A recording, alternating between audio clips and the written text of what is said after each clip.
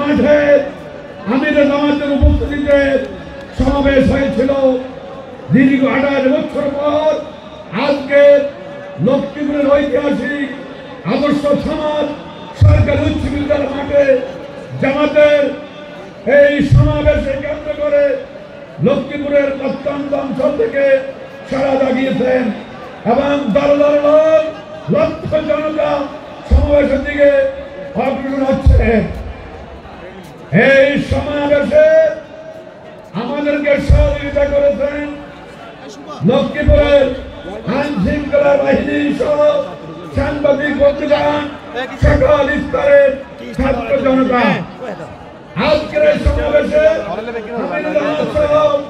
কেন্দ্রীয় নেতৃবৃন্দ লক্ষ্মীপুরবাসীর উদ্দেশ্যে তাদের দিক নির্দেশনামূলক বক্তব্য রাখবেন। এই বিশাল সমাবেশের বাহিরে রাস্তার অলিতে গলিতে এই সমাবেশে আগমন অপেক্ষায় আছে, তারা সেখান থেকে সমাবেশ প্রত্যক্ষ করছেন।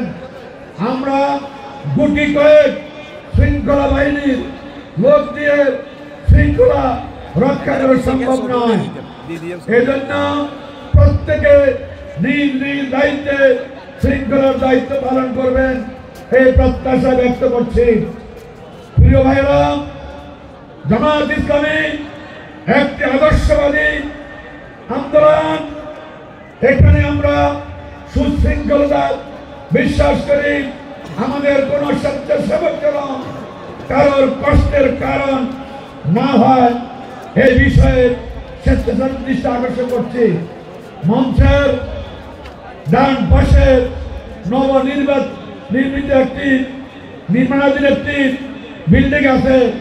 আপনারা যেভাবে সেখানে বসে আছেন ঝুঁকিপূর্ণ অবস্থায় আছেন,